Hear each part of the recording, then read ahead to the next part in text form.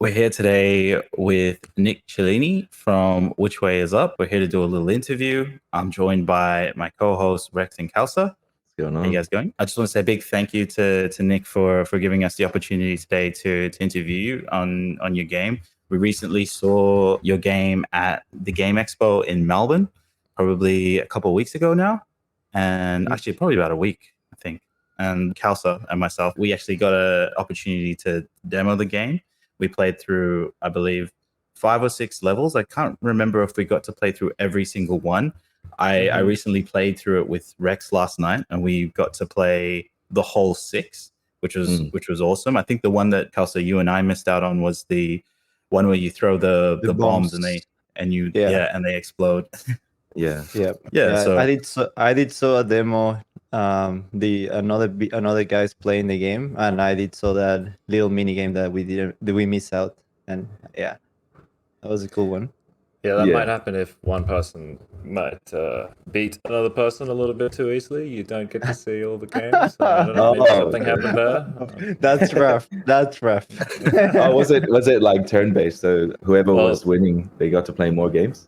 It tries to cycle through all the mini games, so it's kind of I like a queue system, but semi-random. But if if the whole match ends before 6, rounds, You don't actually get to play. Yeah. Yes, because it's 4. Is it 4 points to win? First to 4 is the default that I run in expos. Yeah. Yeah, I think that's a safe point system, because any more would just be too crazy.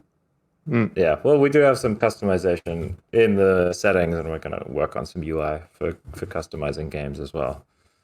Yeah, I think towards the end of when Nick, Kelsa and I were playing, there was a bit of a line that sort of happened. We were having so much fun, and I turned around and there was like a whole bunch of people waiting. So as soon as we finished, we had to jump off.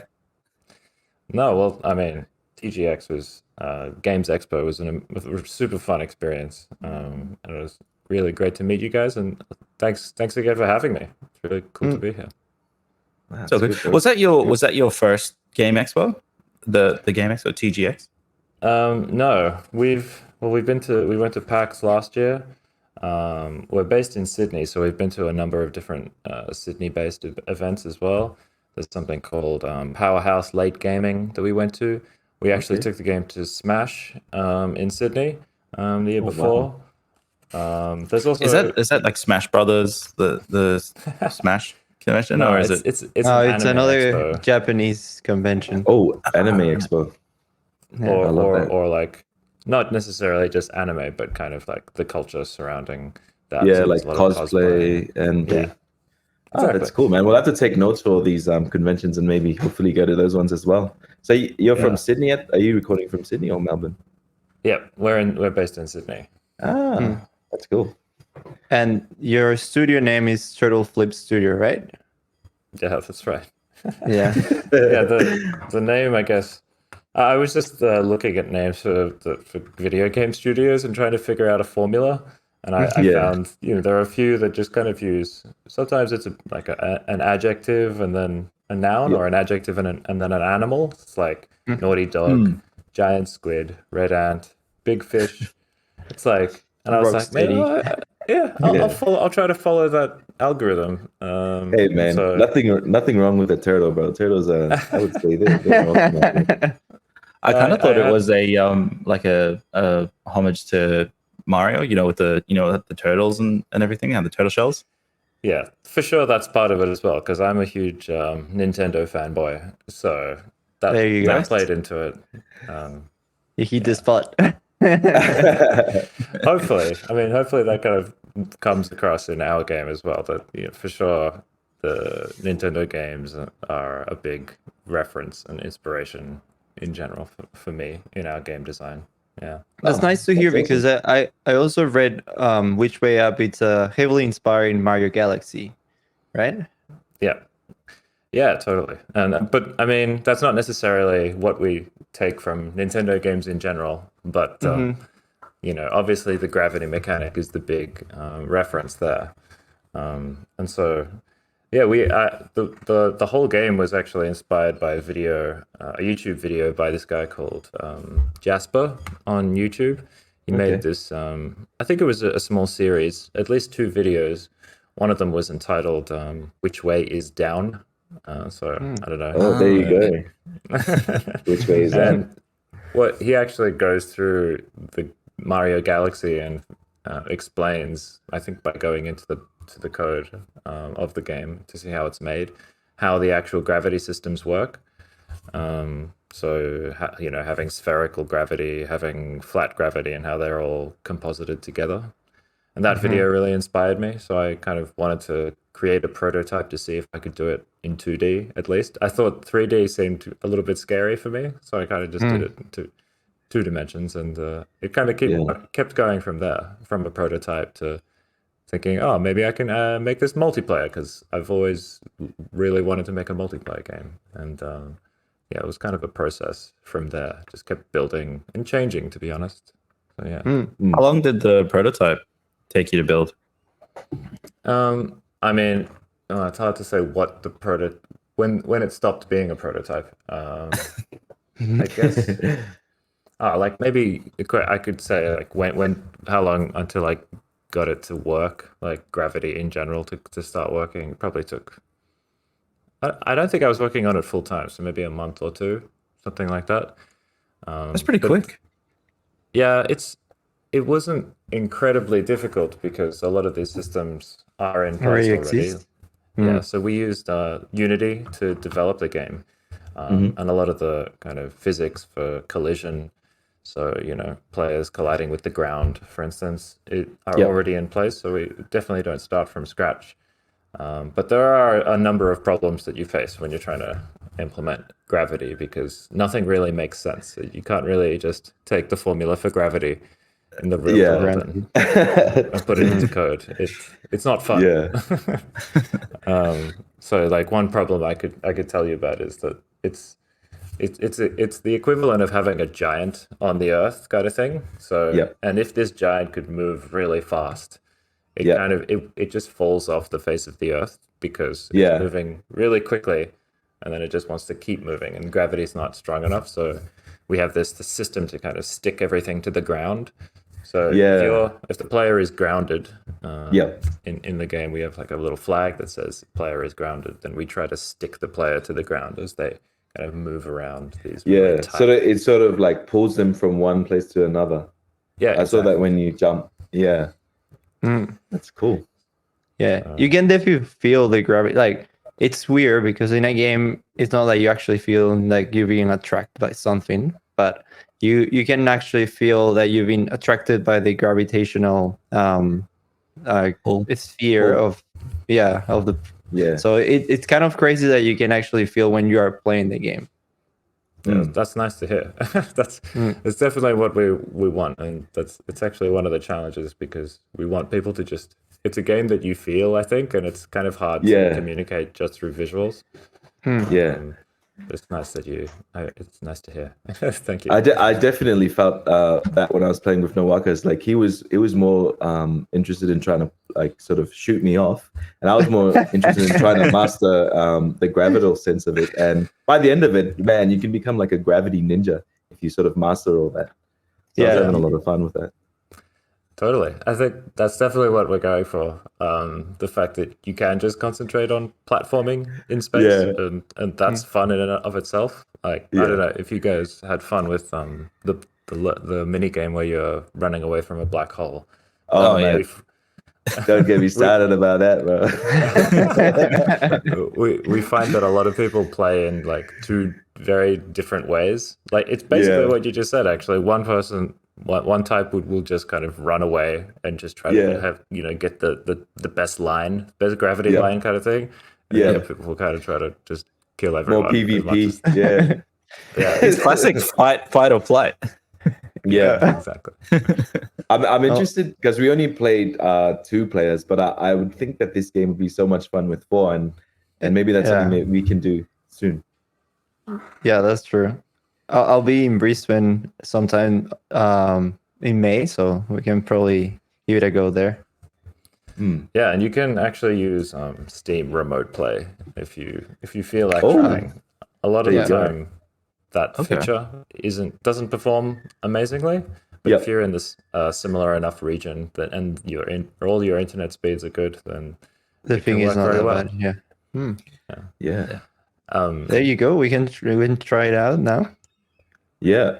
And it was but- really easy to set up as well. Like we just plugged in the PlayStation 5 controllers and it was ready to go. So that was another cool thing that I was like, man, this was so easy to set up and anyone can do this. Yeah, it's important to mention that normally when you jump in a game, normally there's a tutorial that give you all these little mechanics, tricks, but this one dives you in almost straight away after they show you pretty much how to jump and kick a little ball, and then you're ready to go, and then you figure out while you're playing. Yeah, we it's cool that you mentioned you've thought that, because my journey as a game designer is that I've always been not very heavy-handed with tutorials. I made a game beforehand. It's actually just a very tranquil, relaxing puzzle game called Ashy Lake of Light. And it's just you kind of guiding this little firefly on a lake around some lanterns to get them to the kind of final position. But I really leant towards no tutorialization in that game, and I think that was to its detriment. I think in retrospect, I would kind of try to tutorialize it a bit more, just to kind of open the audience up, because people would struggle with that. But it's always something that I am very wary of, that I don't want to force people to go through too long of a tutorial. And if they have to, it should be somewhat fun, at least. So, Yeah. I think the I guess tutorial for that game, was pretty good. That's the goal, right? Is like to have like a tutorial that's a little bit intuitive, but also doesn't leave the player not knowing what to do, right? Yeah. Yeah, totally. Yeah, like talking about more like Ashy is a puzzle game, and I was like looking at also all the games that you created before. Most of them are puzzles. There's a bit of competitive local co-op. There's a runner, the wallet run. There's also the ping pong. So would you say A Way Up is your most ambitious project so far in terms of like game?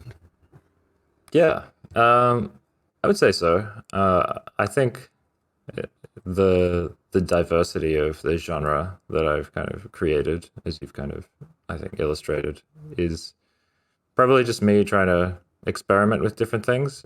I've always just loved puzzle games, so that's the thing that I've made most. But in saying that, I also love very social games. I think my background is that I think when I was younger, the most nostalgic experiences I have is of playing games at friends' houses.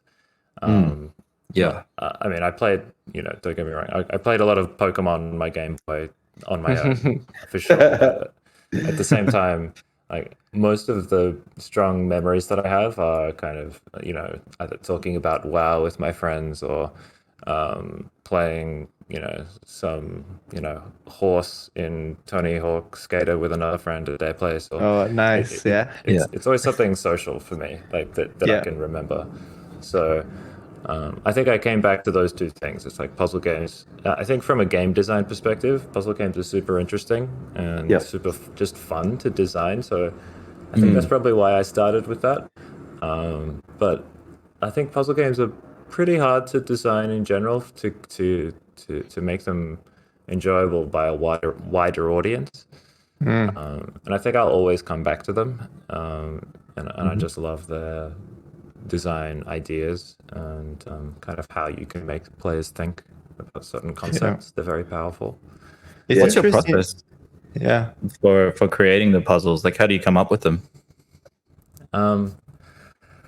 Well, I guess with Ashy, I can talk to that.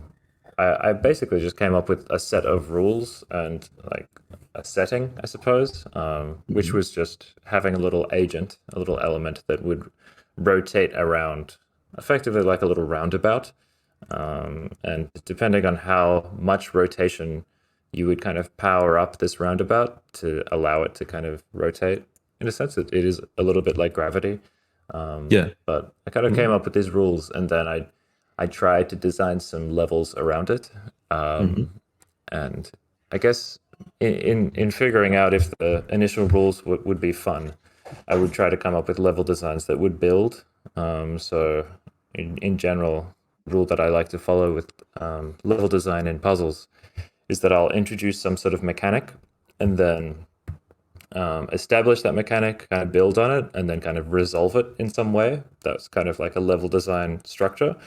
And then I might decide to introduce another mechanic which interacts with the agents, with the player. Sorry, and then I would do the same thing. Introduce that mechanic, kind of teach it, establish it, kind of make it a little bit more complicated, then have the hardest puzzle, and then kind of a fun resolution for the player. And then the final piece is kind of like how you intermingle different like puzzle mechanics. I think that's when you get to have fun in a lot of puzzle games where you learn all these different kind of puzzle ideas or mechanics, and then the weird ways in which they interact with each other. Yep. So one of my favorite games is called The Witness, and it's kind of like a little maybe like a walking simulator or an exploration game similar to Myst in a sense. You're on an island on your own going around, and you come across these panels, and you have to trace a line through them to find the solution. I think that game is just kind of like a perfect example of doing what I just described. They're very good at they have areas on the island that introduce puzzle mechanics. And so like when I'm in the bamboo forest, I'll be doing this puzzle mechanic. And when I'm in the waterfall area, then it's this or whatever. But yeah, that's puzzle games. Well, also because before in the podcast we talk about co-op and couch co-op as a variety of topics that for some time it was dying, because we seen that console gaming, PC gaming, they were all pushing towards to the online sort of a scenario where you fall into not having someone next to you playing. And we've seen the last year and a half or 2 years, they've a lot of developers have come up with interesting games that brings us back to the old situation where you invite your mate and have a few beers and have a game or two.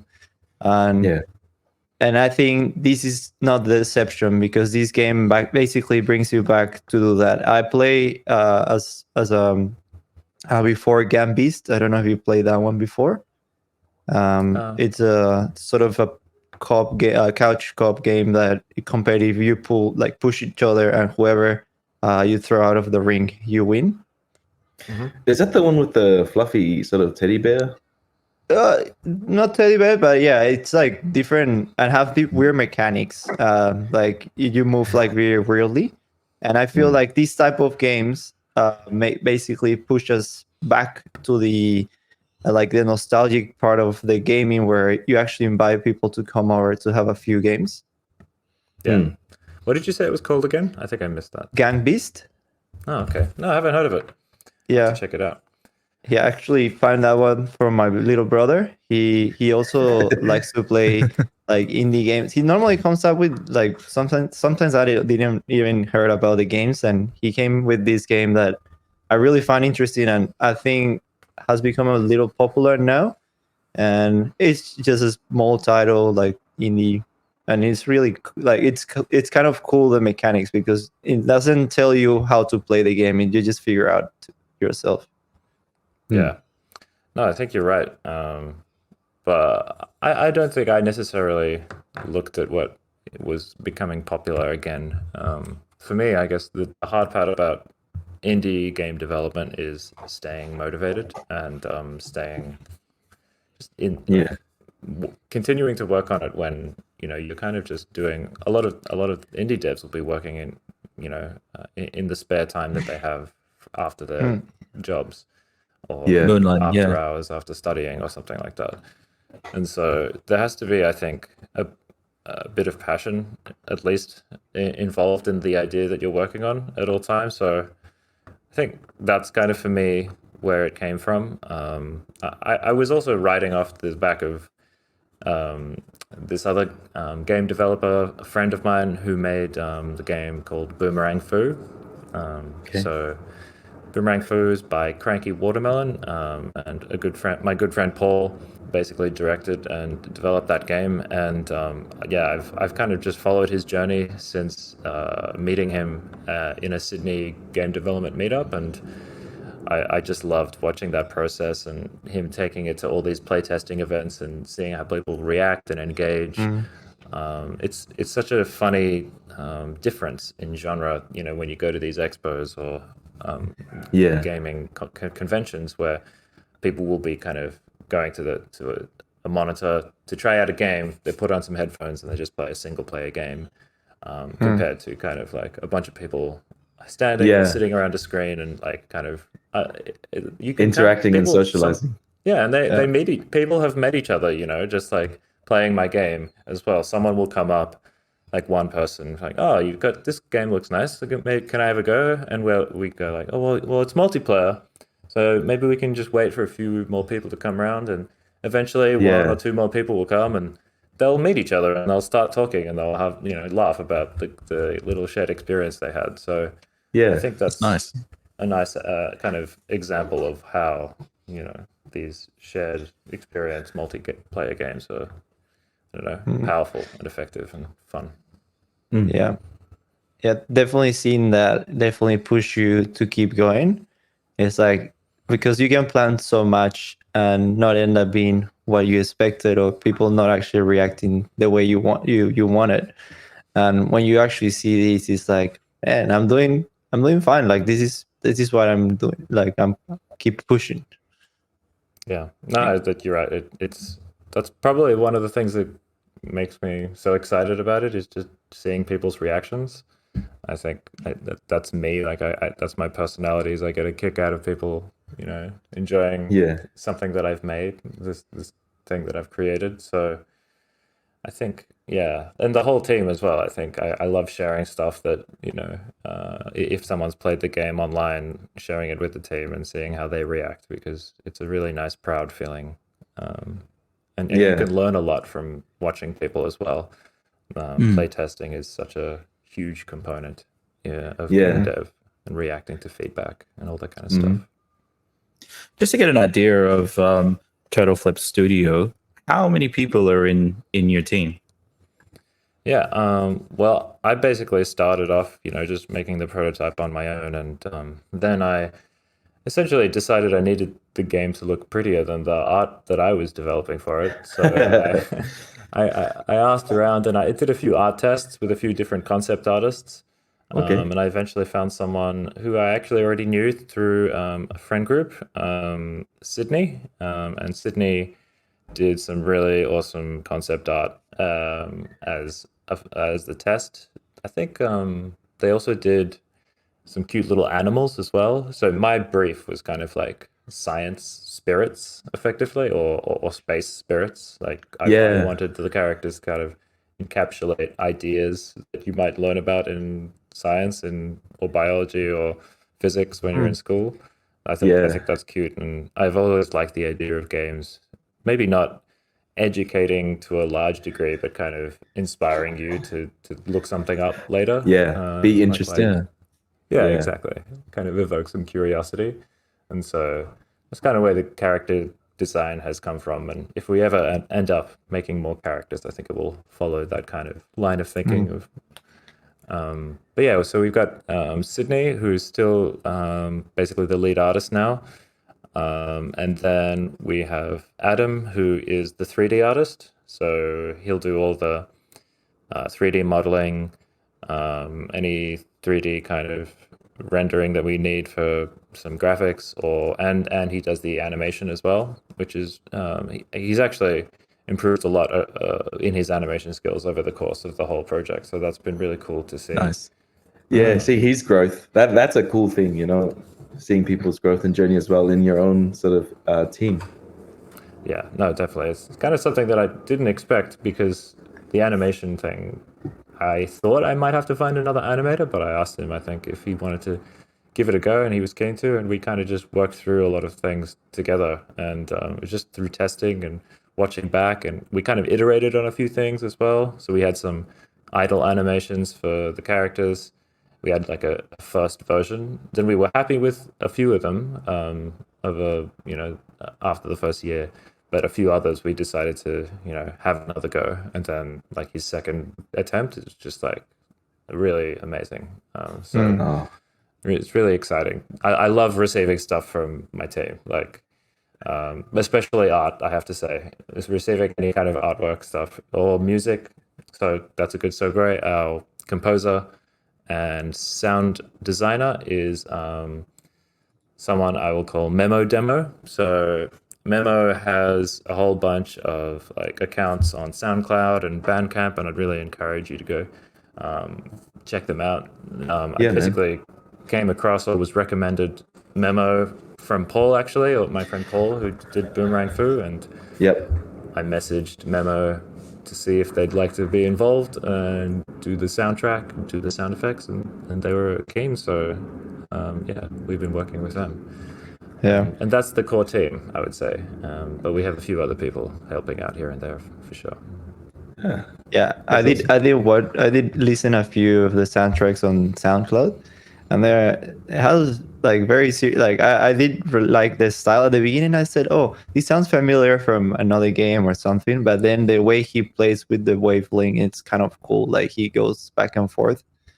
One of the ones that I heard, but yeah, definitely if you had a chance, the guys, check it out. Memo Demo. It's very interesting, his style of soundtracks. Yeah, for sure. I think there's a genre and an aesthetic that a number that they're inspired by, but I think just the whole track seems to travel and progress really nicely in general. He's very good at that kind of control, I think. So, yeah. We sort of jumped the gun a bit with the interview. I just want to bring us back to Which Way Up. And Nick, could you give us maybe a 2 or 5 minute elevator pitch on what the game is actually about, just for those people watching or listening that haven't seen your game yet and maybe are interested? Yeah, for sure. So Which Way Up, Galaxy Games is the whole title, is essentially if you took Super Mario Galaxy and made it a multiplayer party game in 2 dimensions. So you have 7 characters to choose from like a little moon and a sun and a little leaf spirit. They all kind of encapsulate celestial ideas or celestial bodies. And you choose characters and you go through a bunch of little games, kind of like galactic games or mini games. I don't love to call them mini games, to be honest, because I feel like they're a little bit more than a mini game. When I say mini game, I think about Mario Party, and Mario Party is great. I love it, but some of the games are just spam A or AB or wreck the middle of your palm by twisting the joystick. Just like, well. But I think our games are a bit more than a mini game. We try to kind of take a prototype a game idea and come up with how it can mingle with gravity in a fun way. So we have a demo out at the moment, like we've mentioned, I think, that has 6 games already, and we're working on at least 6 more for the full release. And like as a little preview, another game that we're working on that I'm actually pretty excited to play is kind of it's basically space golf is what we've gone with. So your characters gravity. Your characters will just be stuck to the floor, and then you just have to kind of throw or hit a little ball and then get it to kind of orbit around the various planets and then land on the planet with the what is it called? The flag, the hole. And then, once it goes in, then everyone else will get a chance to score, like to throw or hit one more ball. If they get it in or they miss, as soon as that happens, the screen will kind of shift to the next kind of course, and then you'll just kind of score as many times as you can within a certain time limit. So we're just trying to get as much diversity in there in terms of gameplay, like within gravity, and like I think that's a big design goal for me and for us is to to work on the variance and the diversity. I really love that people can have favorites. My partner and I obviously play the game a lot just to play test it, and there's just one game that she'll always beat me in, and other games that I'll always beat her in, and then but it's not the same with other people. People just have certain games that they are better at, and I really like that about the whole system. So yeah, I definitely found that. Go on, sorry, Nick. No, I was just gonna say, like, about talking like more about the team itself. We said that like some of these people, normally you guys work full time on this project at the moment, all of you. I would say it's really on and off. Everyone has different schedules. I started very much part-time. I had I do contract work mostly, so sometimes I would have breaks between contract work, and then I would be working full-time on the game. Then not at all if I'm full-time on another contract, but just working evenings. I think it's been kind of similar to a lot of other people in the team, that they kind of this is contract work for them. So they will work a lot of the time when they can and as much as they want. So it'll feel like part-time. They'll kind of do 2 to 4 or maybe sometimes 5 days a week. Generally it's 2 to 4, I think. And yeah, if they get another job, I think they'll kind of jump onto something else sometimes and come back, but it's almost like this kind of backup thing. My question, I think it's important that, because I guess for all the developers out there that are starting their journey, where for them, when is it the moment that you decided to go on your solo journey, instead of, let's say, working corporate, instead of just working in your part-time job and just go back and forth? Because normally, I'll say, particularly for us too, because we all work full-time, for us, our podcast is basically a gig that we do after work. So when is the moment that you decided that you want to fully focus on one thing? Yeah, well, I for me at least, I don't really focus on one thing. I was lucky, we were lucky actually, the team, to actually get a grant from Screen Australia very recently for Which Way Up. So it has actually meant that we're going to start working full-time, or at least more full-time, going forward. So that was incredibly exciting for us, and we were very lucky to have gotten that opportunity. I would say, in general, you just have to kind of prioritize things in your life and decide how much time you can spend on your own projects versus full-time work, or whatever else you need to spend time on in your life. It is tough, and I think it's just, you have to follow your passion and sometimes be a little bit crazy, and like a lot of the things that people do in this like indie game space or whatever is it's not necessarily the healthiest choice. I think it's kind of like, I've described it before. Someone's asked me, why do you do this? Like, how can you do this? That kind of thing. and I kind of answered like, it's almost like a disease. I think for me, it's like, I need to do this. It's just something that I have ideas for things, and I just want to kind of write them down and see if they work, and it's just fun. And so I'll be on my computer until 1 a.m. a lot of times, just because I want to try something. I want to fix some bug or whatever. It's all part of the hustle, I would think. That's something important to mention as well. Like, when it's not like a conventional job where you can just switch off at 5 p.m. and go do something else, right? It's always there with you. You're always thinking about it. There's always something in the back of your mind that sort of, you've got to, improve, or you've got a new feature that you want to implement or try. It's very interesting. And I think a lot of indie developers, like you said, sort of have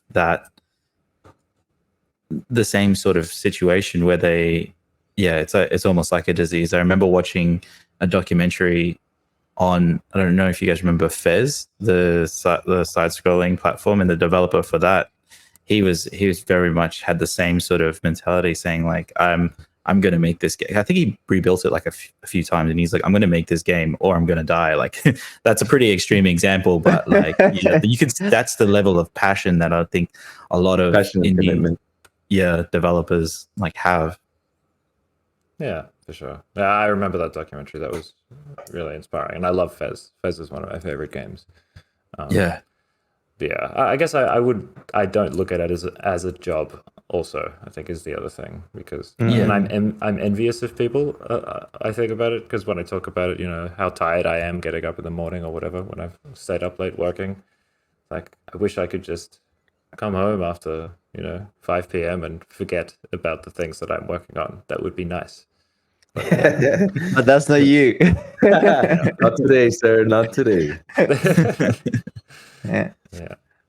I will say pretty much that. Like, I just went back from a road trip, and no, I'm not kidding. Like, the whole journey, I was thinking, like, all the possible questions that I could ask. Like, I'm always thinking, not just from Monday to Friday, I'm thinking about my daily work, and then in the afternoons and the weekends when I have some time off, like, I'm just trying to be creative.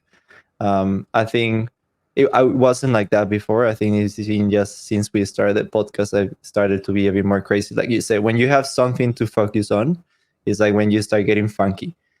Before that, it's just big ideas that you just write down and say, "Oh, this is not going to happen anytime soon." Yeah, that's really interesting. There are a lot of different modes I think that your brain can go in where you produce different types of creativity. Like when you're trying to relax and just actually unwind, just sit down and I don't know, watch a show or enjoy a view or just chat with someone. Then some of the best ideas will pop into your head, but they would never come into your head as ideas any other way if you're kind of focusing on something or trying to do something specific. But it's the other way around as well. Sometimes you do need to interrogate things really with a lot of intent to try to come up with a specific goal, and that's also when you come up with some of the best ideas. And to the first point, sometimes you think you've come up with the best idea at the time and you write it down and then you come back to it like, so this is a terrible idea. Yeah. Inspiration Just looking can come anytime and anywhere. So it's sort of, you never know when it comes. Yeah. Just looking on your Steam page as well, I noticed that you have the game slated to release in Q1 2025. That must have some sort of pressure as well. You mentioned you got the grant from Screen Australia, and you guys are going full time now. I guess now you have a solid deadline. You've got funding. How has that changed the game development? Yeah, it's been tricky also that we've been receiving some really great feedback, to be honest. It's really made me want to rejig a few things. Not like redesign the whole game, but I guess it's about what we decide to work on over the next 6 to 12 months or whatever it is. So yeah, there's definitely pressure, but I think it's exciting pressure. Something that I've learned throughout the course of my kind of experimenting with prototyping games is that having little milestones or deadlines is very helpful to kind of have a focus and actually produce stuff. So like whenever I'm starting to prototype something, I what I generally do is I'll take it to this event that we have in Sydney, in Ultimo, called Beer and Pixels. It's hosted by IGDA Sydney. And what I'll do is I'll just say, I really want to test this feature or this idea or this new mechanic by then. So what do I need to do to make sure I can test it? Like to see how humans, how users, how players will interact with this, so I can know if it's actually fun or if how I need to change it, or if I need to just put it in the bin and try some other idea. So that kind of pressure I think is really useful, and I think it's probably a pitfall that maybe, well, something that I did when I was starting out this kind of stuff, and or maybe a lot of game devs will fall into, is that they won't necessarily have a focus on and a deadline, and it's really great to be able to prototype things and experiment with stuff, but you kind of need to try to hit or check certain boxes while you're developing stuff and figure out what's important to your core experience, so that you can actually finish something. Because I have not hundreds, I have like tens of projects that I've got to 30 or 40% completion, and then just moved on to something else because I maybe came up with another idea that I thought was better or whatever. You're doing a great job with this one. Like Rexy and myself were playing last night and saying this is, for a game that's just a demo, the core functions and everything, like the animations are very well polished. Yeah, very clean. Thank you. That's really nice to hear. We kind of get that comment sometimes at conventions, like, why, as people say, why isn't this game out yet? Kind of. Yeah. This is finished. Right? Can I play this? And I'm like, well, no, we've just got a really great artists, but maybe the coders just need to catch up, i.e. me. But we're starting to work with some more programmers now. But yeah, thank you. That's really nice to hear. So from what I understand, so there's yourself, Sydney, and your sound designer. Sorry, I was it Memo Demo. So I guess you're like assuming the role of the, I guess, like game producer. Are you the person who's organizing everything, making sure whatever deadlines you mentioned are met, and you're also managing people as well? Because that's another thing. Like creating something is one thing, but also managing people, that's a completely different thing as well. Yeah, I guess I started off as the programmer, essentially, is all I did, and then I have started to move into more of a producer role or a manager role. As you said, it's kind of like I think the biggest learning that I had while working on my last game, Ashy, is that I really want to work with people and with teams, and is it something that I want, but I think I learned that it just, you can make better things with other people. I think just the power of diverse perspectives and talents and ideas, it just pushes things further and faster in so many ways. And a big challenge there is for me at least, has been just being able to accept feedback, being open to change, and just listening to what people say. And I think, that's a big hurdle, especially when you're starting out. Maybe not everyone, but that was one of my challenges, and it always is. I think you get close to the things that you're working on, and the last thing you want to hear is that someone doesn't like something that you thought was a great idea. But in a lot of ways, you have to detach yourself from the thing that you're making, view it as another entity that it's more like a baby rather than like a mirror of yourself. I think you have to accept that maybe you rose this baby with reflections of yourself. You taught it what you would do, but then you get to look at it through another perspective, and that part of myself, I guess it's maybe not the best, so you have to accept that it can evolve. That's kind of crazy. Like, it's sometimes, just like you say, it's a baby. So technically, when a baby is a child, like, you can take decisions for the baby, but once it grows so much, has a decision of their own. And decision of their own means like all the people that work among the project also have a little take on it. And if they say, "Oh, I think this is probably not the best," so sometimes they could be wrong, but sometimes they could be right. And I think it's important that you mentioned that you're trying to come into peace with this whole situation of trying to get feedback from other people, and try to adjust yourself to what you thought that it was the best for the baby. Yeah, it's really hard. It's really hard for me still, honestly. Like, I think I'm more and more kind of giving the reins to other people in a lot of aspects, Yep. because of my time is being divided further and further. So yeah, you have to just kind of relinquish control and then come in and talk to people and kind of, instead of telling them what to do, hopefully I try to, ask questions, ask the right questions, and we can both come to some sort of, agreement or compromise. And that's part of the creative journey. I think that's what makes things hopefully better. But yeah, like I said, the feedback from playtesters or people in our Discord community. So we have a little Discord server, and we have like a little QR code on the main menu of the demo to invite people in, because we just really want to get feedback from people. I'd love the game to just be the best that it can be, but I don't think we can do that without playtesting and people's thoughts and feedback. So yeah, that's why we have this Discord channel, and it's super useful to hear what people think. And when certain ideas just keep coming up, then it becomes obvious that we need to work on certain things.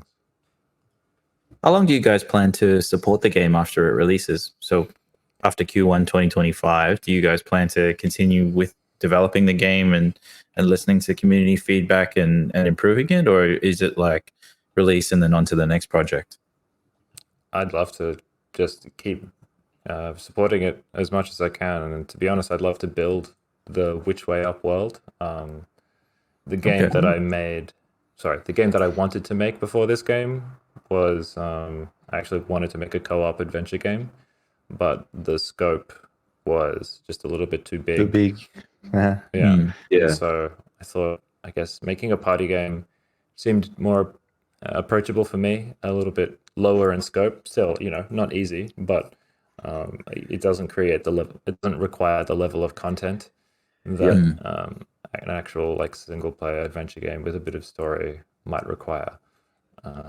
So yeah, I mean, I'm interested in doing that, kind of taking the characters and putting them in a more co-op adventure environment, but that's a long way down the road. All of that really depends on the success, I suppose, of our current title, to see how that goes, and just kind of focus on getting not too many people realize how many people are behind the scenes when there is a game development, because normally I talk with many people that are within not necessarily intrigued by the idea of how many people are working behind it. They just care about the game, so they're on the other side. But game development is such a complex thing, and it could be as complex as any other company, if not more. There's so much, I will say, different opportunities for people that haven't even worked within the gaming industry that I can transfer across their skill set. And I've seen, like, even I don't think many people know that Nowakas studied game design when he was younger, and these sort of things, like when you are young, basically is deciding where you can use that somewhere else or you just use it within the industry.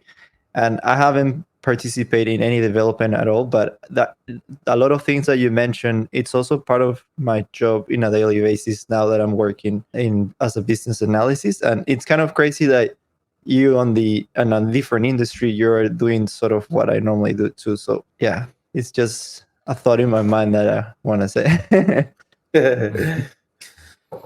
Nick, I had a question as well. So this is releasing in Q1 2025.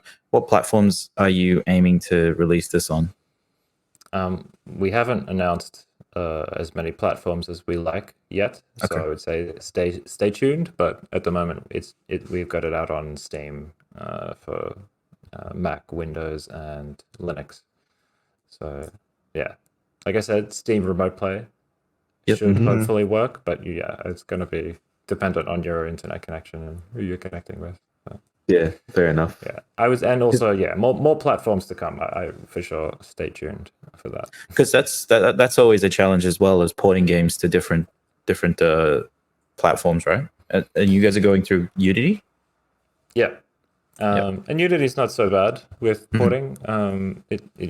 Unity will build to a lot of different platforms. I would say that that's maybe one of the easier parts of porting. And I don't have a huge amount of experience, but I guess things that I've heard around the game dev community is that, some other platforms can be trickier than others to, I guess, in terms of communicate with that system or that team. I don't think I really have any details to talk about, but I think the challenge is more in kind of organizational stuff and producing and kind of utilizing the systems of all these other platforms. Porting can be quite fun, to be honest. I think like the actual development in Unity, figuring out how to get the game onto another system, I think it's a fun process for a developer. And porting it to different consoles as well gives you an opportunity to use different types of controllers. Like a Switch, for example, they have different ways of using it. The PlayStation has haptic feedback. Would you incorporate any of that if you had the opportunity to? For sure, that's been something really fun. So we use this plugin in Unity called Rewired, and it kind of manages a lot of the controller management system within the game. So when a controller connects or disconnects, you can set up little notifications, like within the backend. So in the coding, I can be notified if a controller connects, and it tells me what hardware it is, certain mapping elements, all that kind of stuff. So that's a whole thing that you kind of have to learn about. And to be honest, it's a lot of fun. So I've been playing around with, making sure that all of the controllers are well supported. Not all of the controllers, it's kind of the main controllers that people use on Steam are well supported in the game. So one of something fun that I've already played with is the what's it called? The PS5 controller. I think it's called DualSense, and then the PS4 controller. They both have lights on them that you can customize the lighting. So for your different characters, or so in the character select, I just change whenever the cursor changes to each character. I change the color of the RGBs on the little controllers because I just thought that was fun. That's awesome. That's a cool thing to add. I guess just haptic feedback in general is something that I think we need to kind of look into more and figure out, I guess, the best levels and power levels to use and when to use them. I think it'll be interesting to see the gravity. Like I've played many games that you can actually, like my mates that haven't played PS5, and then when they get their hands on the controller, they say, okay, actually looks great, but the game changer is a controller. You can actually feel that something that you couldn't feel before with the other controllers. So it would be kind of cool if you guys can probably implement some of that. I'll find the sweet spot. Yeah, I'd love to. Haptics are so interesting, and unfortunately, I feel like they, maybe like sound design, get deprioritized until the last minute a lot of the time. Yeah, it would be interesting. Like, now that you say that, it's interesting to explore how we could actually communicate certain aspects with more fidelity through some haptics. But the sad thing is, I guess, that sometimes, one system's controller will have this amazing fidelity, like the DualSense, and then you go to some other, I don't know, someone might be using an Xbox 360 controller, or maybe just using like an iOS or a Mac controller that has no rumble at all. So, I guess that's true. But I guess it's all part of sort of figuring it out, and definitely excited to see what you guys come up with. Bro, can you see, like, when someone is playing the demo, just like you said, which controllers on the stats, how many people has been using this type of controllers, so you kind of like support, let's say, the top 5? Yeah, well, Steam actually has that information, I think, and it actually will tell you in the backend how many, apart from hardware and operating system, I think they do tell you which controllers people are using in your game. I think it's, I can't remember. I don't think I've looked at it recently, but I think it goes Xbox, and then PlayStation. But I can't remember which ones. I have to look at it again. It is interesting. That's You're right. right. But basically, there are like 3 or 4 controllers that you can already know most users are on with Steam. But yeah, it's actually it's a fun challenge. I enjoy kind of figuring out all these kind of controller mappings and how everything can work. And one of the interesting parts is, so I tried to get the Nintendo Switch Pro controller to work in the game as well through Steam. But there's this classic problem of the confirm button. So the confirm button on, a PlayStation controller, for instance, is at the bottom. But on a Switch controller, the confirm button is on the right. A is on the right. So the layout. the primary action button. I want the jump, independent of what controller you're on, to be in the same position. That makes sense. But then when you're in the menu, you really should be letting the user use X or A to go forward and circle or B to go back. So, that's just one little small detail that you have to worry about, I suppose, as an example. So before we wrap it up all, is there any collaborations in the future planned for the game at all? And with collaborations, I mean, because I've seen so much now where, let's say, with all the indie developers, if they have Battle Royale, they can put a character from the way up, which way up, or something like that. Yeah. Nothing, to be honest, nothing in the works, but I'm very open to it, and I've been talking about it with our marketing team, and it's something that we'd love to do. I think there's opportunity to do it. I think I'd love to see our characters in some other game. That would be an honor, obviously, I think, for me, but it's hard for me to decide. We have such a small roster at the moment, and also I'd like to keep it relatively compact.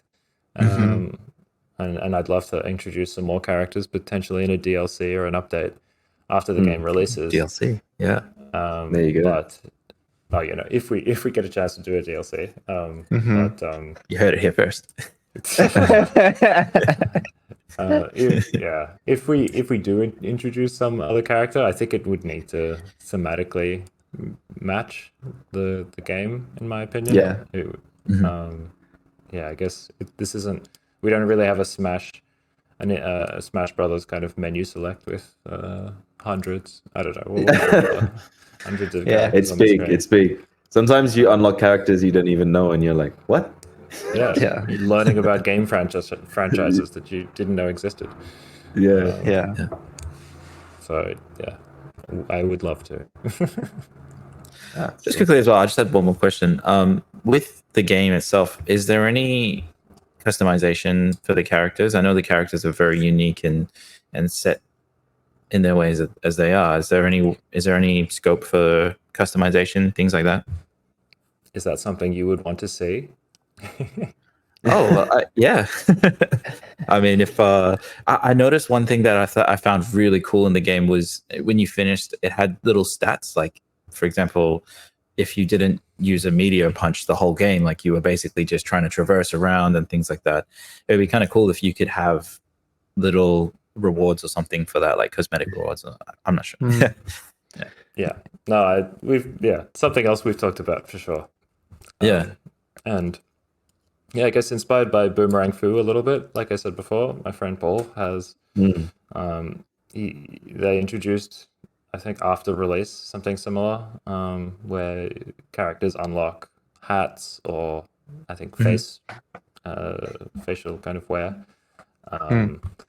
So again, I'm open to it, but it's at the moment we're really just prioritizing core features. The game. The things that we're talking about now, which are like the most important, are online multiplayer, what that's going to look like, how kind of matchmaking deep. And well, if we will have matchmaking, for instance, like if it's just going to be friend to friend connection, Yep. And also we've received a bit of feedback about the desire for some single player experiences. So it's something that we always wanted to do, but we've had more kind of feedback that they'd love to see some more people. What would love to see some more backstory and character development for each of our little characters. So with our single player, we might try to have some light kind of backstory. That sounds like Minecraft. When they released Minecraft, there was not story at all, and people love it so much that they just released a side game where it's basically like all these what you mentioned and like bringing more to the actual universe.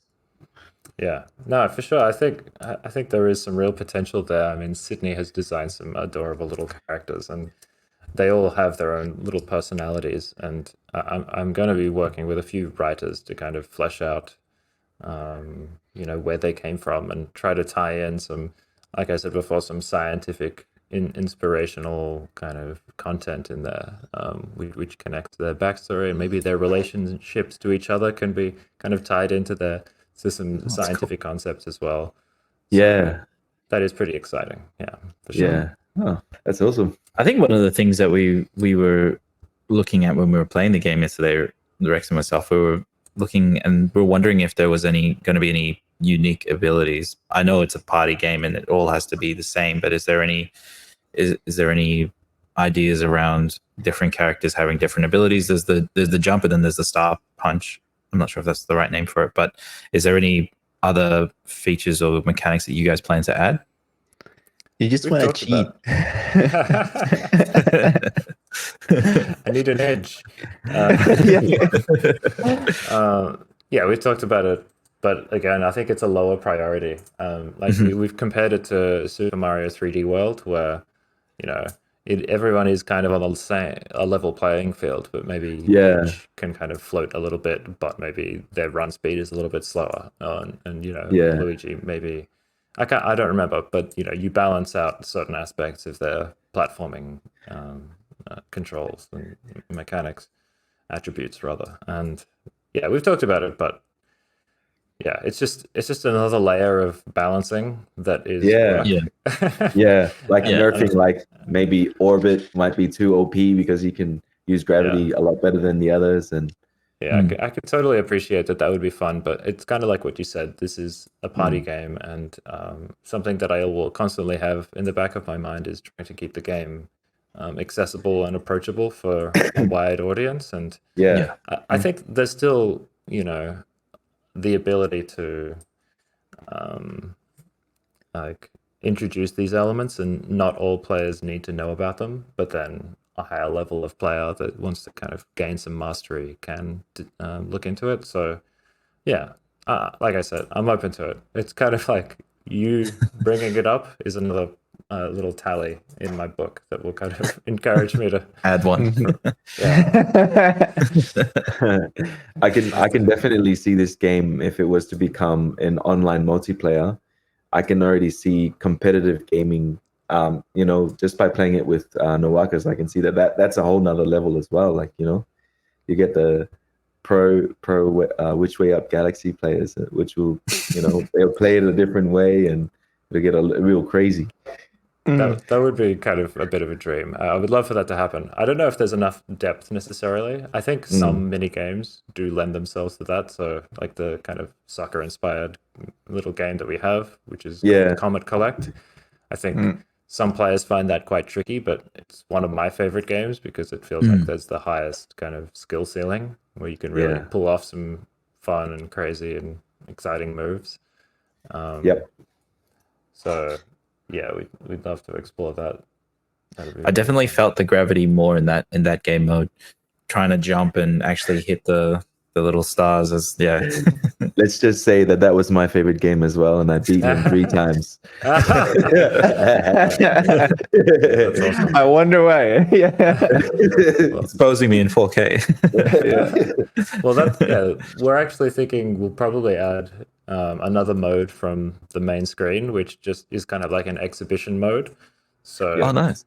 Like instead of just having party game mode, you'll just be able to go in, select one mini game, maybe select a specific level. We haven't decided if we'll do that, but got to customize the game a little bit more and just have one match, and then maybe just come straight back out and select another match. Yeah. Fair enough. Yeah. Yeah, That's One not a thing- bad idea. One thing that we noticed as well, we were just going through the settings last night, and we noticed that you guys are supporting colorblind mode as well, which is kind of cool. Yeah, well, that's something we need to work on, and us putting it there is just kind of us letting people know that we're keen on fleshing that out a lot more. But it's something that we kind of are trying to keep in mind as we design constantly.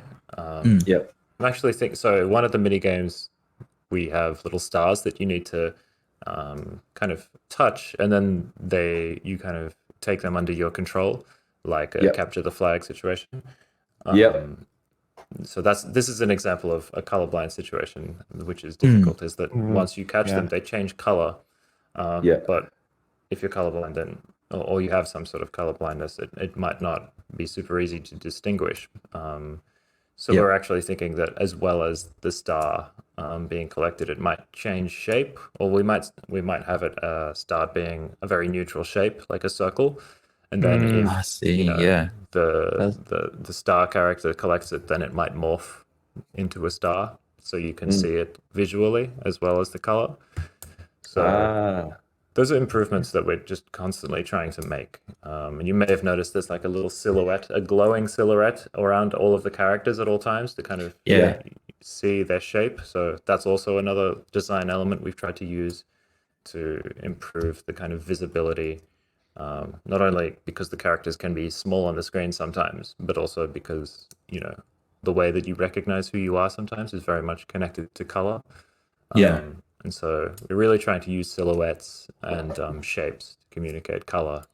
To communicate like class or type as well as color.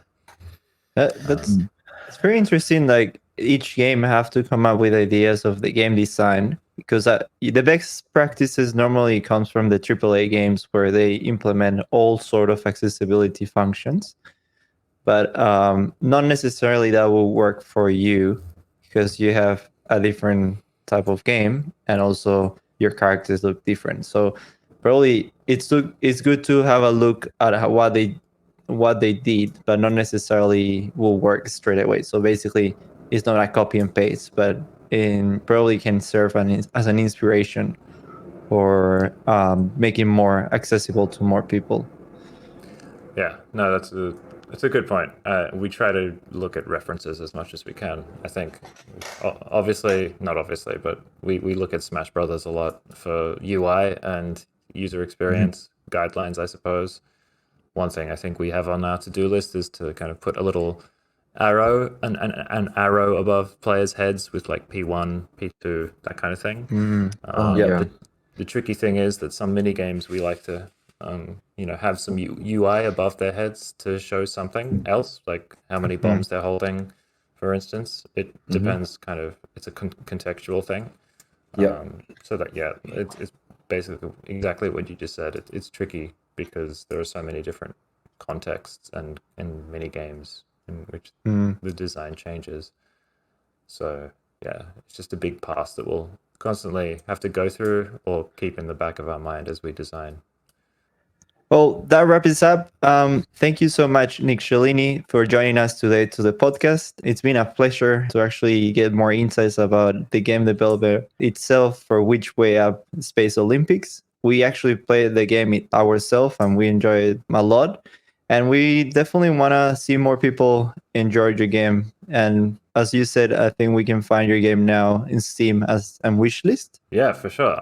Thanks so much for having me. It's been a really pleasure to meet you guys. I also mentioned, actually, we went through a bit of a name change. So we're no longer Space Olympics, and we're called Galaxy Games from now on.